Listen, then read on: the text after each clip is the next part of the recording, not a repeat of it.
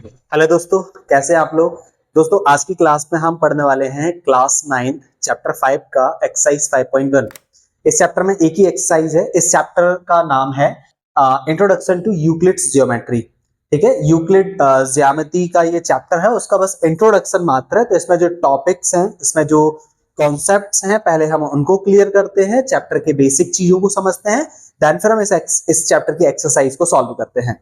तो चलिए स्टार्ट करते हैं हम लोग आज की क्लास।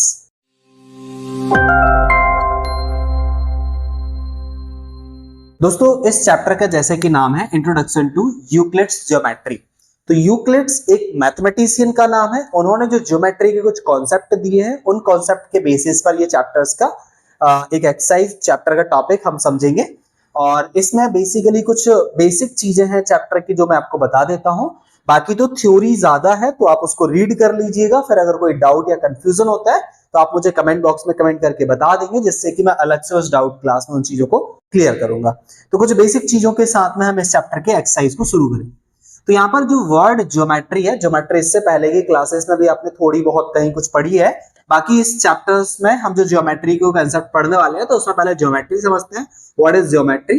ज्योमेट्री क्या होती है? तो ज्योमेट्री बेसिकली ग्रीक वर्ड्स जियो और मैट्री, दो वर्ड से मिलकर बना होता है। ये ग्रीक वर्ड होता है ज्योमेट्री, जिसमें कि जो जियो है, जियो का मीनिंग होता है अर्थ या पृथ्वी, या और मीट्रियन का मीनिंग होता है मेजरमेंट। तो अर्थ, या हम जिसको हिंदी में पृथ्वी या भूमि कहते हैं, तो भूमि यानी अर्थ का मेजरमेंट करना, जो कि ज्योमेट्री का अंडर में आता है। ठीक है, किसी भी चीज का मापन, किसी पृष्ठ का, किसी सरफेस का, किसी भी चीज का, भूमि के किसी भी हिस्से को मापना, मेजर करना, दैट इज ज्योमेट्री, ज्यामिति है ये। तो शुरुआत इसकी यहां से हुई। Geometry appears to have organised from the need for the measuring land को मेजर करना। ठीक है, बाकी इस चीज इसके हम और फिर इसको आप पढ़ेंगे कि इजिप्ट है, बेबीलोनिया, चाइना, इंडिया, ग्रीस, इन्होंने इसको किस तरीके से सिविलाइजेशंस में इसका इस्तेमाल किया गया और कैसे ये धीरे धीरे आगे बढ़ता गया, कहाँ इसका विकास होता गया, डेवलपमेंट हो गया टाइम के साथ साथ। तो आप इस पूरी स्टोरी को पढ़ेंगे तो आपको चीजें समझ में आ जाएंगी। यहाँ पे मैंने सिर्फ ज्योमेट्री का आपके वर्ड का मतलब समझाया। इसके बाद इसमें जो कुछ और पोस्टुलेट्स और एग्जाम्स हैं, तो उनको हम समझते हैं। पोस्टुलेट और एग्जाम्स क्या है, इसकी थ्योरी आप रीड करेंगे। बेसिक थ्योरी है, क्लियरली समझ में आ जाएगा। बाकी जो टॉपिक है, कॉन्सेप्ट है, उनको मैं समझाता हूं, और जो कोई डाउट या कंफ्यूजन रह जाएगा तो आप मुझे कमेंट बॉक्स में बता देंगे। तो Euclid's definitions, exams and postulates. ठीक है, यूक्लिड्स की डेफिनेशंस, एग्जाम्स और पोस्टुलेट को हम यहाँ पर समझेंगे। तो the Greek mathematician of Euclid's time, तो यूक्लिड्स जो एक मैथमेटिशियन थे, उनके टाइम में थॉट ऑफ ज्योमेट्री, ज्योमेट्री के बारे में सोचा गया, थॉट किया गया as an abstract model of the world in which they lived. जिस वर्ल्ड में हम रहते हैं वहां पर इसके एब्स्ट्रैक्ट मॉडल प्रोड्यूस किए गए। The notion of the points, जैसे इसमें कुछ चीजें जो बेसिक जो अपन कहें उसके एलिमेंट्स होते हैं, that is line, plane, plane मतलब कोई सरफेस। ठीक है, and so were derived from what was seen around them, जो हमारे आसपास देखे जाते हैं। अब इसके जो पॉइंट्स हैं, जहां पर हम यहाँ पर देखते हैं, जैसे a point is that which has no point. और इसमें ज्योमेट्री में तीन चीजें ऐसी हैं जिनका कोई डेफिनेशन नहीं होता है, that is point, line and एक सरफेस। ठीक है, इन तीन चीजों का कोई डेफिनेशन नहीं होता है, क्योंकि ये चीजें अपने आप में कितनी भी बड़ी, कितनी भी छोटी हो सकती हैं। जैसे हम इसको भी अपने आप में एक पॉइंट कह सकते हैं, और एक मैंने इतना बड़ा अगर पॉइंट बना दिया तो इसको भी हम पॉइंट का नाम दे सकते हैं। अब पॉइंट की एग्जैक्ट डेफिनेशन क्या होगी, कितना लेंथ होती है, कितनी विड्थ होती है, कितना डायमेंशन क्या होता है, तो बेसिकली हम इसको भी पॉइंट कह सकते हैं, इसको भी पॉइंट कह सकते हैं। तो यहाँ पर पॉइंट की कोई डेफिनेशन नहीं दी गई। और मैथमेटिक्स के अलावा भी बाकी सारे सब्जेक्ट में भी कहीं कुछ टर्म्स ऐसे होते हैं जिनको बेसिकली अपरिभाषित या अनडिफाइंड ही रखा जाता है। ठीक है, तो मैथमेटिक्स में यहाँ पर दो तीन पॉइंट्स ऐसे होते हैं जिनका कोई डेफिनेशन ज्योमेट्री में नहीं है, ऐसे हर एक उसमें भी है। तो यहाँ पर point is that which has no part. Point एक वो चीज है जिसका कोई पार्ट नहीं होता है। A line is breathless length, line एक बिना चौड़ाई वाली रेखा है, लेंथ है। And that the ends of line are points. हम ये भी कह सकते हैं कि एंड्स जो होते हैं किसी लाइन के, एंड पॉइंट होते हैं, दैट इज पॉइंट्स। ठीक है, straight line is a line which lies evenly with the points on itself. एक स्ट्रेट लाइन है वो evenly with the points on itself, points के बीच में खींची गई एक लाइन को हम स्ट्रेट लाइन कह सकते हैं। इसके बाद a surface is that which has length and breadth only, एक सरफेस जिसमें लेंथ और ब्रेड्थ हो सकती है। ठीक है, the edges of a surface are line. ठीक है, तो जो एजेस होती हैं किसी भी चीज की उन्हें हम सरफेस ऑफ लाइन कहते हैं। A plane surface is surface which lies evenly with the straight line on itself. ठीक है, एक plane surface is surface, plane surface एक सरफेस है which lies evenly with the straight lines in itself, एक straight line और उसके बीच में वो एक सरफेस होती है जिसे हम प्लेन सरफेस या प्लेन कहते हैं। ठीक है, बाकी कुछ पॉइंट्स थे, आप इनको भी रीड कर लीजिएगा और बाकी थ्योरी भी आप रीड कीजिएगा। आगे मैं थोड़ा सा पोस्टुलेट्स और एग्जाम्स के बारे में समझाता हूं। ठीक है, देन फिर हम लोग इसकी एक्सरसाइज को सॉल्व करते हैं।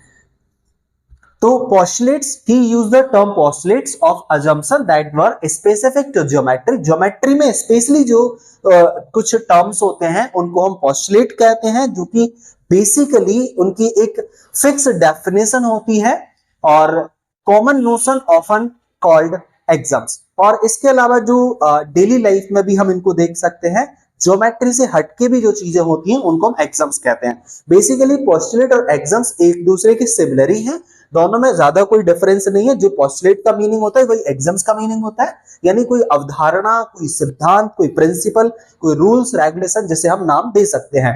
तो पोस्टुलेट एक टर्म है जिसे सिर्फ और सिर्फ ज्योमेट्री में ही स्पेसिफिकली यूज किया जाता है। बाकी एग्जाम्स को हम अदर फील्ड में भी कर सकते हैं। जैसे मैं कह सकता हूं India is the part of Asia continent. ठीक है, तो इंडिया एक एशिया कॉन्टिनेंट का पार्ट है, तो ऑब्वियसली एशिया कॉन्टिनेंट एक बड़ा हिस्सा है और इंडिया उसका एक छोटा हिस्सा है। तो यहां पर ये जो है एक एग्जाम्स है और इसको बदला नहीं जा सकता है, या हम कहें कि ये फिक्स चीज है और इसके लिए कोई अवधारणा या परिभाषाओं की जरूरत नहीं है। ठीक है, ये नेचुरली चीज है, ये प्राकृतिक अवधारणा है ये। तो यहां पर ये एक एग्जाम है जो कि ज्योमेट्री से अलग हम कह सकते हैं। तो ज्योमेट्री से जो हटके जो अवधारणाएं होती हैं उन्हें हम एग्जाम्स कहते हैं, जो ज्योमेट्री की अवधारणाएं होती हैं उन्हें पोस्टुलेट्स कहते हैं। बाकी कुछ एग्जाम्स ये यहां पर दिए गए हैं। Things which are equal to the same thing are equal to one another. ठीक है, जो चीजें इक्वल हैं वो सेम होती हैं इक्वल टू वन अनदर, उसी तरह के दूसरे इक्वल चीजों के। ठीक है, if equals are added to equals, अगर इक्वल्स को इक्वल्स में ऐड किया जाए तो उनका जो होल होगा वो भी इक्वल ही आएगा उनके सबके। ठीक है, if equals are subtracted from equals, अगर इक्वल को इक्वल से सब्सट्रैक्ट किया जाए तो रिमाइंडर्स आर आल्सो इक्वल। इसको हमें एग्जांपल्स में एक कॉन्सेप्ट क्वेश्चन होगा उसमें भी हम इसको समझेंगे कि ये कैसे पॉसिबल होता है। ठीक है, बाकी things which कंसीड with one another, और ये कुछ 4 5 6 7 एग्जाम्स और दिए हैं, इनको आप रीड कर लेंगे, कुछ बेसिक चीजें ही हैं। और इसके अलावा जो पोस्टुलेट यहाँ पर 4 5 पोस्टुलेट हैं, 5 पोस्टुलेट उनको हम देखेंगे ज्योमेट्री के 5 पोस्टुलेट्स, जिसमें पहला पोस्टुलेट है ज्योमेट्री का जो को अवधारणा है एक, इसमें कहा जाता है अ straight line may be drawn from any one point। एक स्ट्रेट लाइन किसी एक पॉइंट से टू अनदर पॉइंट तक खींची जाने वाली एक रेखा है। ठीक है, तो जिसको एक परिभाषा की जरूरत नहीं है, एक अपने आप में ये सेल्फ अप्रूव्ड, सेल्फ वेरीफाइड एक सिद्धांत है, एक अवधारणा है कि दो पॉइंट के बीच खींची गई एक स्ट्रेट लाइन होती है। ठीक है, one point two another point. तो ये एक पोस्टुलेट है, बाकी इसको आप रीड करेंगे। एग्जाम्स यहां पर जो अभी हमने देखा था, given two distinct points there is a unique line. अब एग्जाम्स ज्योमेट्री में भी हो सकता है, ज्योमेट्री से हटके भी हो सकता है। ऐसा नहीं कि ज्योमेट्री की जो अवधारणाएं हैं उनको हम एग्जाम्स नहीं कह सकते हैं। ठीक है, तो उनको हम एग्जाम्स कह सकते हैं। ज्योमेट्री के अलावा जो चीजें होती हैं उनको भी हम एग्जाम्स कह सकते हैं, but postulate only in the geometric specifically, है ना। दूसरा पोस्टुलेट जो हमारा है वो कहता है a terminated line can be produced infinitely. एक लाइन को टर्मिनेट करके इसको इनफिनाइटली तक ले जाया जा सकता है। तो ये लाइन के स्टार्टिंग एंड पॉइंट्स हैं, इस लाइन को टर्मिनेट करके यहां पर एंड पॉइंट इंफिनिटी तक और वहां पर उसको इंफिनिटी तक टर्मिनेट किया जा सकता है, खींचा जा सकता है। तो ये दूसरा हमारा पोस्टुलेट है। तीसरा postulate a circle can be drawn with any centre and any radius. एक सर्कल को हम किसी भी पॉइंट और किसी भी रेडियस तक हम उसको बना सकते हैं। तो ऐसे कोई भी सर्कल को किसी भी पॉइंट से कितने भी रेडियस तक खींचा जा सकता है। ये अपने आप में एक सेल्फ प्रूव्ड, सेल्फ वेरीफाइड एक सिद्धांत है ज्योमेट्री का। ठीक है, उसके बाद पोस्टुलेट 4 में कहा जाता है all right angles are equal to one another. सारे राइट एंगल्स अपने आप में एक दूसरे के इक्वल होते हैं। ये भी हम किसी एग्जांपल्स के थ्रू समझने की कोशिश करेंगे। Postulate 5, if a straight line falling on two straight lines, अगर एक स्ट्रेट लाइन दो straight lines makes the interior angles, ये थोड़ा सा इसको समझने के है। If a straight line falling on straight line, अगर एक स्ट्रेट लाइन दूसरे स्ट्रेट लाइन पर फॉल कर रही है, टू स्ट्रेट लाइंस पर, मेक्स द इंटीरियर एंगल्स, तो वहां पर वो इंटीरियर एंगल्स बना देती है। जैसे इसको अगर ऐसा समझो कि दो स्ट्रेट लाइन है और दो स्ट्रेट लाइन पर अगर एक स्ट्रेट लाइन अगर फॉल कर रही है, सॉरी अगर इसमें थोड़ा सा क्लियर नहीं दिख रहा होगा, मैं दोबारा बनाता हूं, ठीक है।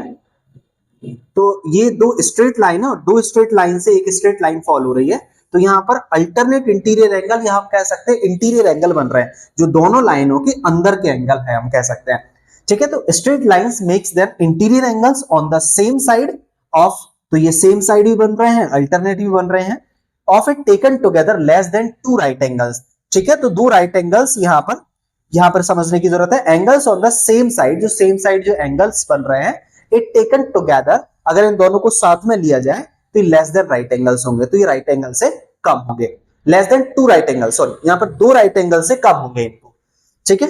Then the two straight lines, then ये जो टू स्ट्रेट लाइंस है, इट प्रोड्यूस इनडेफिनिटली, और इनको इनडेफिनिटली हम प्रोड्यूस कर सकते हैं, दोनों स्ट्रेट लाइन को कितना भी हम खींच सकते हैं, ठीक है। Meet on that side on which the sum of angles is less than two right angles, तो यहां पर अभी जो हमने समझा था वही है कि दोनों राइट एंगल, दोनों का एंगल का सम टू राइट एंगल के सम से कम होगा, ठीक है। तो यहां पर ये पांचवा पोस्टुलेट था, और इसी तरह के ये पोस्टुलेट्स हैं ज्योमेट्री के, जो हम कह सकते हैं सेल्फ वेरीफाइड, सेल्फ प्रूव्ड ये सिद्धांत है।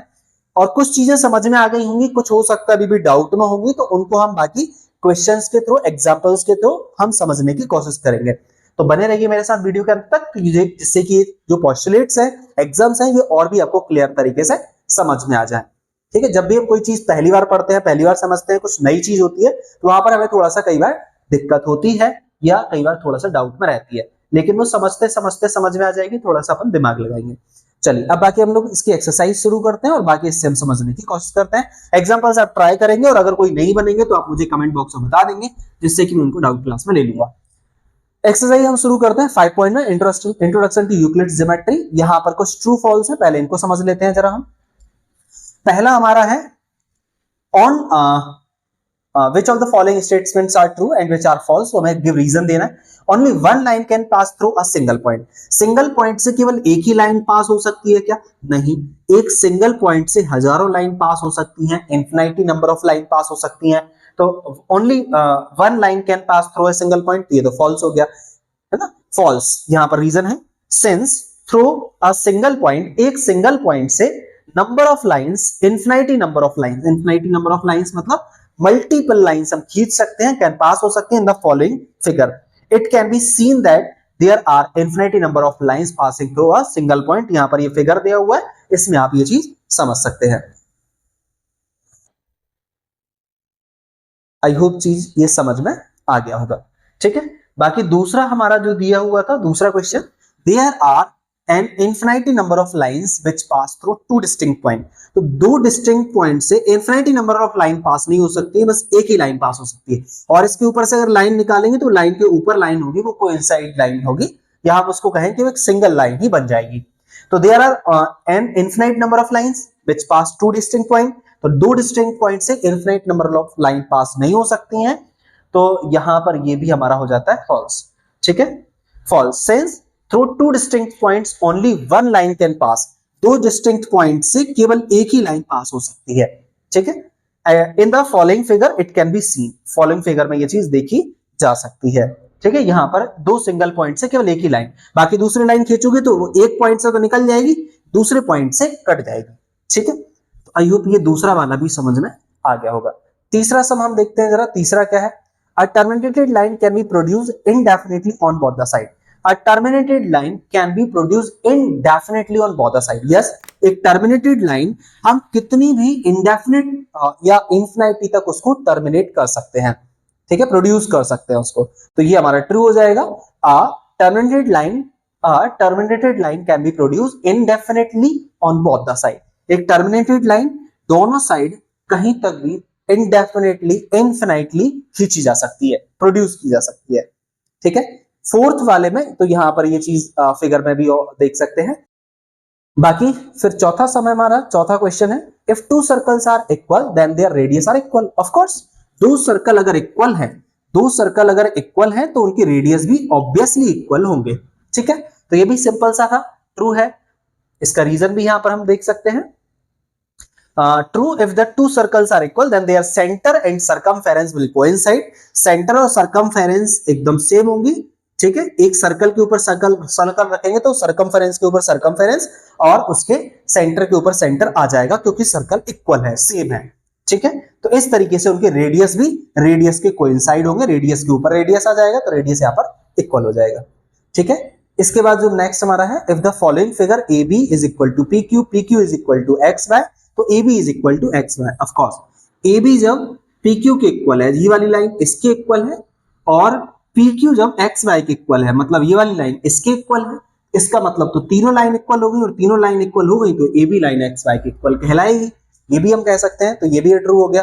ठीक है, सिंपल सी बात है, जब ये इसके इक्वल है और ये इसके इक्वल है, मतलब ये वाली इसके भी इक्वल है और उसके भी इक्वल है, तो ये वाली जब इसके और इसके दोनों के इक्वल है मतलब तीनों इक्वल हो गई, फिर ये और तीनों इक्वल हो गई तो ये वाली उस वाली के इक्वल है ही। फिर क्लियर, समझ में आ गया होगा।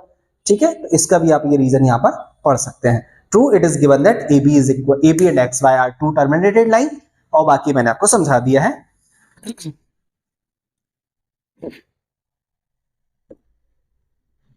इसके बाद हम बढ़ेंगे नेक्स्ट क्वेश्चन की तरफ।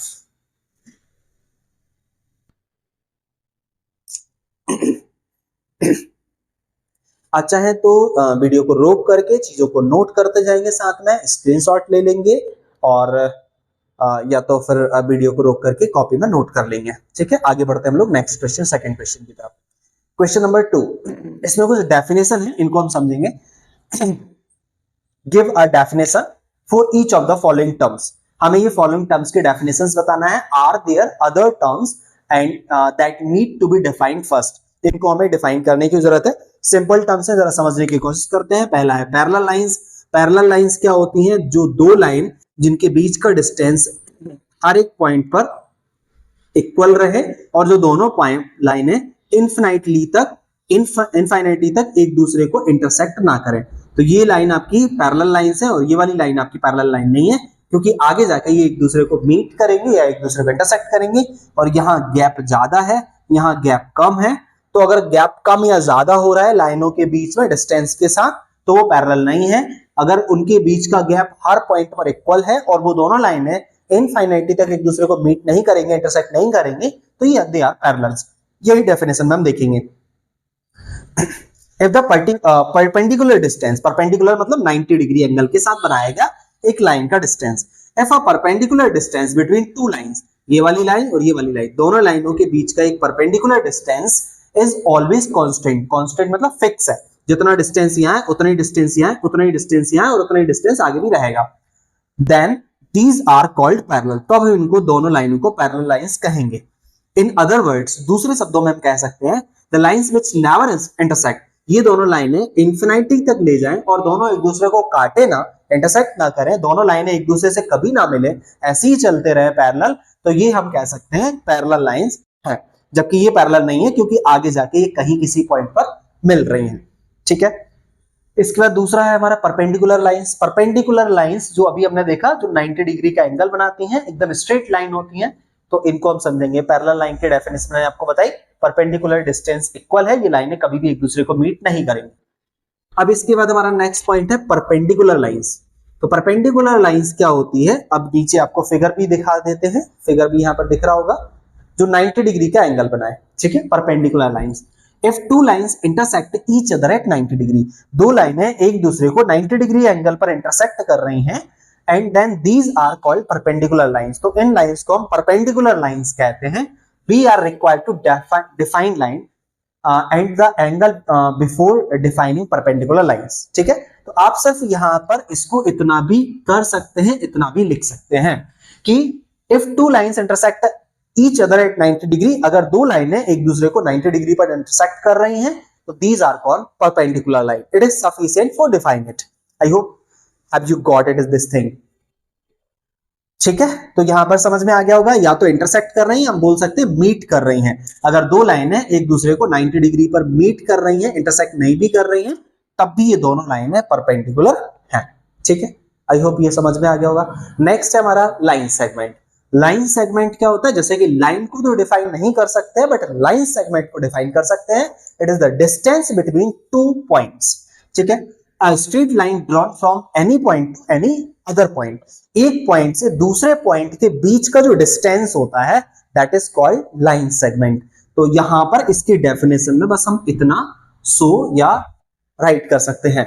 स्ट्रेट लाइन, एक स्ट्रेट लाइन होती है drawn from any one point two another point, एक पॉइंट से दूसरे पॉइंट के बीच का जो डिस्टेंस होता है that is called line segment. तो आई होप ये चीज समझ में आ गई होगी। नेक्स्ट हमारा radius of circle. Radius of circle की डेफिनेशन क्या होती है, तो यहां पर it is the distance between two centres, ये sorry it is the distance between the centres of the circle, circle के सेंटर से लेकर के of any point lying on the circle, और सर्कल के सर्कमफेरेंस पर कोई एक पॉइंट लाई कर रहा है, तो सेंटर से उस पॉइंट जो पॉइंट सर्कल के ऊपर लाई कर रहा है उनके बीच का जो डिस्टेंस होता है दैट इज कॉल्ड रेडियस। ठीक है, आई होप ये चीज समझ में आ गया होगा। तो ये भी पॉइंट हो सकता है, वो ये भी पॉइंट हो सकता है, वो ये भी हो सकता है, वो ये भी हो सकता है। सर्कल के ऊपर का कोई भी पॉइंट जो सेंटर से बीच का डिस्टेंस बता रहा है तो दैट इज रेडियस। रेडियस ये भी हो सकता है, ये भी हो सकता है, ये भी हो सकता है, सीधी लाइन होनी चाहिए, स्ट्रेट लाइन, ये भी हो सकता है, ये भी हो सकता है, तो ये सब रेडियस है। तो आई होप ये भी समझ में आ गया होगा। ठीक है, distance between the centre of a circle to any point lying on the circle. और ये भी कह सकते हैं distance between the centre point and the circumference, इसको हम सर्कमफेरेंस कहते हैं पूरे को। तो ये जो सर्कल चारों तरफ दिख रहा है दैट इज सर्कमफेरेंस। तो distance between the centre point and the circumference that is called radius of circle. इसके बाद नेक्स्ट है हमारा square. Square, what is square? Square is a quadrilateral. Square एक क्वाड्रिलेटरल, क्वाड्रिलेटरल मतलब चार साइड वाला figure है of all sides of equal length, जिसमें सारी साइड इक्वल लेंथ की है। ये चारों साइड आपस में इक्वल लेंथ की है। ठीक है, all angles of same measure, और ये सारे एंगल सेम मेजर के हैं, दैट इज 90 डिग्री फिक्स है। टू डिफाइन स्क्वायर, तो इसको हम स्क्वायर डिफाइन करते हैं, चार साइड वाला यानी quadrilateral figure that is equal length of side and equal measure of angles 90 degree, तो that is square definition. I hope ये चीज भी समझ में आ गई होगी। इसके बाद हमारा जो नेक्स्ट क्वेश्चन है, क्वेश्चन नंबर 3, इसमें कुछ थोड़ी थ्योरी है, इसको हम समझने की कोशिश करते हैं, देन फिर इसके जो रिमेनिंग क्वेश्चंस है उनको भी हम फटाफट डन करते हैं। कोई भी डाउट या कंफ्यूजन रह रहा है तो आप मुझे कमेंट बॉक्स में कमेंट करके बता देंगे। ठीक है, consider two postulates given below, इनके बेसिस पर हमें दो पोस्टुलेट्स बताने हैं। ठीक है, कंसीडर करने हैं। तो given any two distinct points A and B, A और बी के बीच के दो distinct point, there exist third point C, जो ए और बी के बीच में एक और पॉइंट सी एग्जिस्ट कर रहा है, which is between A and B, जो ए और बी के बीच में है। और इसके अलावा दूसरा हमारा जो है देयर एग्जिस्ट एटलीस्ट 3 पॉइंट्स, यहां पर 3 पॉइंट है, जैसा उसमें भी 3 पॉइंट थे जिसमें सी उनके बीच में आ रहा था, लेकिन यहां पर जो 3 पॉइंट है that are not on the same line, जो सेम लाइन पर नहीं है। यहां पर ए और बी के बीच में सेम लाइन पर एक तीसरा पॉइंट सी था, बट यहां पर सेम लाइन पर नहीं कहा जा रहा है। Do these postulate contain any undefined terms, तो ये दोनों जो पोस्टुलेट हैं क्या किसी अनडिफाइंड टर्म्स को एक्सप्लेन करते हैं? आर दीज पोस्टुलेट कंसिस्टेंट, क्या ये कंसिस्टेंट पोस्टुलेट है? Do they follow from Euclid's postulate, क्या ये दोनों यूक्लिड्स जो मैथमेटिशियन थे उन्होंने जो पोस्टुलेट दिए थे उनको फॉलो करते हैं कि नहीं? एक्सप्लेन, तो इसको हमें एक्सप्लेन करना है। चलिए जरा समझते हैं कि कितना सही है, कितना इसमें ये पोस्टुलेट फॉलो कर रहे हैं, कितना नहीं कर रहे हैं, कोइंसाइड है नहीं है, कंसिस्टेंट है नहीं है, all things. There are various undefined terms in the given postulate, इस गिवन पोस्टुलेट में कई सारे अनडिफाइंड टर्म्स हैं जिनको हम यहां पर समझेंगे। पहला, the given postulates are consistent, तो ये कंसिस्टेंट तो है, दूसरा हमारा क्वेश्चन था, ये कंसिस्टेंट है because they refer to different situation, क्योंकि ये दो डिफरेंट सिचुएशन को रेफर कर रहे हैं। Also it is impossible to deduce, और ये इम्पॉसिबल है इसको बताना, and any statement that contradicts any well known axioms and the postulate, किसी भी वेल नॉन एग्जाम और पोस्टुलेट को कॉन्ट्राडिक्ट करना, इसमें ये विरोधाभास है स्टेटमेंट्स में। ठीक है, बिकॉज यहां पर हम बात कर रहे हैं कि ये सेम लाइन पर 3 पॉइंट है और ये उसके अलग 3 पॉइंट है, but on the same line नहीं है।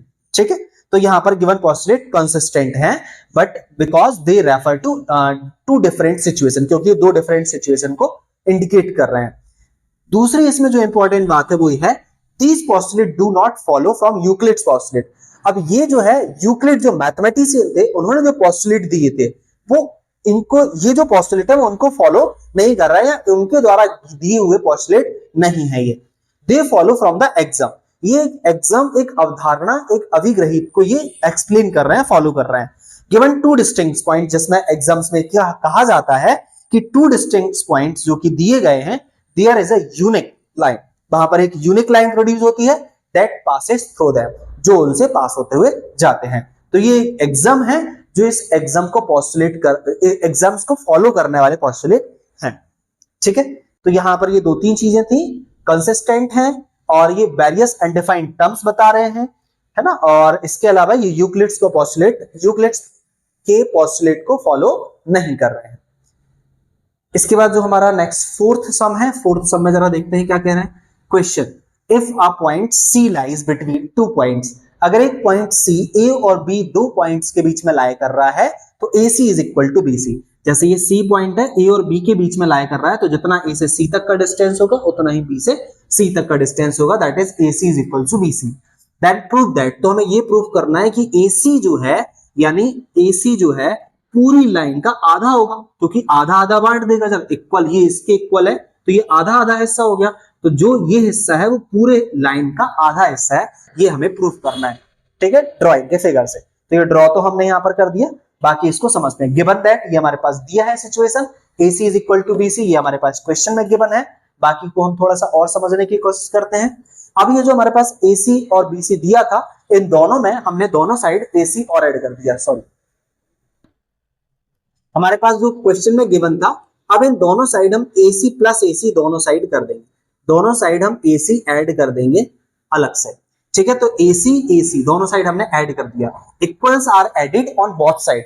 अगर हम दोनों साइड इक्वल ऐड करते हैं तो रिमेन्स द इक्वल, तो जो भी आता है वो इक्वल ही होता है। ये हमारे पोस्टुलेट में हमने देखा था।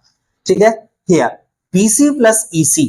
अब यहां पर B से C तक का डिस्टेंस और A से C तक का डिस्टेंस, तो ये टोटल डिस्टेंस A से B तक का डिस्टेंस है अगर इन दोनों को मिला दिया जाए तो। ठीक है, तो कंसाइड with AB it is known that things विच, तो आप सिर्फ इतना भी लिख सकते हैं इस चीज को डिफाइन करने के लिए। It is known that things which coincide with one another are equal to one another. तो ये हमारा एक एग्जाम्स था जो कि हमने पढ़ा था। तो BC plus AC is equal to AB। A से C तक और B से C तक के डिस्टेंस को ऐड कर दिया जाए तो A से B तक का डिस्टेंस पता चलता है। तो BC plus AC is equal to equation number 2।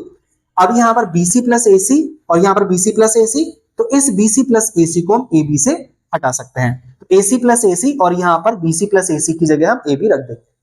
ठीक है, तो यहाँ पर हो जाएगा ये AC plus AC is equal to AB by equation 1 and equation 2। फिर AC हो जाएगा 2AC और 2 क्रॉस मल्टीप्लाई में नीचे जाएगा, तो ये हमारी बात प्रूफ हो जाएगी। आई होप ये चीज समझ में आ गई होगी, बहुत ज्यादा मुश्किल नहीं थी। अब इसके बाद इसमें क्वेश्चन नंबर 5 में हम देख लेते हैं। क्वेश्चन नंबर 5 में क्या कहा जा रहा है।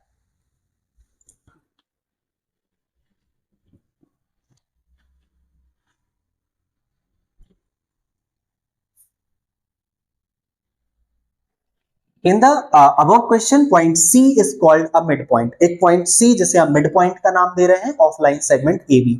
एक लाइन AB पर C को हमने midpoint कहा है। Prove that every line segment has one and only one midpoint. आपको ये प्रूफ करना है कि हर एक लाइन पर midpoint सिर्फ एक ही हो सकता है या एक से ज्यादा भी हो सकते हैं। तो हमें ये प्रूफ करना है, जबकि प्रूफ में ये कि सिर्फ एक ही midpoint होता है। तो हमने मान लिए थोड़ी देर के लिए, let there be two mid point C and D। ये होता नहीं है बट मान लेते हैं और इसको देखते हैं जरा प्रूफ होता है या नहीं होता। अगर होता होगा तो प्रूफ हो जाएगा और अगर नहीं होता है तो नहीं होगा। तो हमने C और D दो मिड पॉइंट मान लिए। A और B के बीच में हमने एक मिड पॉइंट ये, एक मिड पॉइंट ये, दो मिड पॉइंट मान लिए कि ये दोनों A और B के बीच के पॉइंट है। अब हम यहाँ पर पहले C को हम बीच में लेके चलते हैं, इसको प्रूफ करते हैं। C is the mid point of AB। Let हमने कर लिया C AB का मिड पॉइंट है। तो अब यहाँ पर जब ये बीच में होगा तो A से C तक का डिस्टेंस और B से C तक का डिस्टेंस बराबर आएगा क्योंकि C बीच में है। तो AC is equal to BC। अब फिर हमने इसमें भी दोनों साइड AC प्लस किया, तो इस साइड AC प्लस किया तो AC और इस साइड भी AC प्लस किया तो AC। CB को BC या CB लिख सकते हैं। अब यहाँ पर AC और AC हो जाएगा आपका 2AC के इक्वल, या फिर जिससे पहले के क्वेश्चन में भी हमने देखा था कि जब A से C तक का और B से C तक का डिस्टेंस है तो AC प्लस BC दोनों को मिलाकर AB के इक्वल बनेगा। AC का हिस्सा और BC का हिस्सा दोनों को ऐड करेंगे तो बन जाएगा पूरा AB हिस्सा। तो BC plus AC कंसाइड with AB, इतना आप इसमें शो कर सकते हैं, लिख सकते हैं। इसके बाद BC plus AB equation 1 and equation 2, इतना ये पिछले क्वेश्चन की तरह ही हम सॉल्व कर रहे हैं। अब यहाँ पर जो BC प्लस AC है, यहाँ पर BC प्लस AC है, तो इस BC प्लस AC की जगह हम ये BC प्लस AC की वैल्यू AB उधर पुट कर देंगे। ये भी BC प्लस AC है और ये भी BC प्लस AC, इस BC प्लस AC की वैल्यू AB उठा के हम इसकी जगह लिख देंगे। तो AC plus AC is equal to AB, और ये AC AC हो जाएगा 2AC, और 2 आपका चला जाएगा नीचे क्रॉस मल्टीप्लाई में, तो AC या 2AC इज इक्वल टू हमने AB लिख दिया, और हम चाहें तो AC is equal to 1/2 AB भी लिख सकते हैं। ये भी लिख सकते हैं 1/2 AB, या इसको इक्वेशन 3 दे दो या इक्वेशन 3 दे दो। अब यहाँ पर सिमिलरली जैसे हमने C को मिड पॉइंट मान के इतना सॉल्व किया, वैसे हम C को मिड पॉइंट ना मान के D को मिड पॉइंट मान के सॉल्व करेंगे। तो जैसे हमने ये सॉल्व किया वैसे ही सॉल्व कर सकते हैं। Similarly, by taking D as the midpoint of AB, it can be proved that, तो इसी तरह से हम प्रूफ कर सकते हैं। तो जैसे 2AC is equal to AB आया प्रूफ करने पर, वैसे ही अगर D को मिड पॉइंट मानेंगे तो 2AD is equal to AB भी बन जाएगा। तो जब 2AD के इक्वल में भी AB आ रहा है और 2AC के इक्वल में भी AB आ रहा है, मतलब A से C तक का डिस्टेंस और A से D तक का डिस्टेंस में दोनों AB बन रहा है, तो मतलब CO और D बोलने में दो अलग पॉइंट है, बेसिकली दोनों अलग नहीं है, क्योंकि AB दोनों में इक्वल आ रहा है। तो यहाँ पर 2AC is equal to AD। अब यहाँ पर इक्वेशन नंबर 3 और इक्वेशन नंबर 4 को हमने लिया, और AB और AB इक्वल हैं, तो 2AC is equal to 2AD equal हो जाएंगे बाय इक्वेशन 3 एंड इक्वेशन 4। फिर यहाँ पर 2 से 2 कैंसिल हो जाएगा, तो AC is equal to AD। तो यहाँ पर A से C तक का जो डिस्टेंस है वही A से D तक का डिस्टेंस है, और दो अलग अलग पॉइंट का एक पॉइंट से डिस्टेंस सेम कैसे हो सकता है? और अगर सेम है तो मतलब दो अलग पॉइंट नहीं है, वो है एक ही जगह पर, एक ही प्लेस पर। और जब एक ही प्लेस पर है तो अलग पॉइंट क्यों कहेंगे, उन्हें एक ही पॉइंट कहेंगे। ठीक है, डिस्टेंस क्योंकि सेम आ रहा है, A से C तक का डिस्टेंस और A से D तक का डिस्टेंस अगर सेम है तो मतलब वो एक ही जगह पर है, एक ही जगह पर है तो मतलब वो एक ही पॉइंट है, अलग पॉइंट नहीं है। इस तरीके से ये हमारा एजम्पशन प्रूफ हो जाता है। ठीक है, तो आई होप ये चीज समझ में आ गई होगी। ज्यादा थ्योरी आप ना लिखें, ऑनवर्ड्स जितना आप चीजें लिख सकते हैं वो लिखें, बाकी जो मैंने आपको यहाँ पर एक्सप्लेन किया आप उसे लिख सकते हैं। तो आई होप समझ में आ गया। इसके बाद हमारा नेक्स्ट 6th क्वेश्चन है, इसको जरा समझते हैं।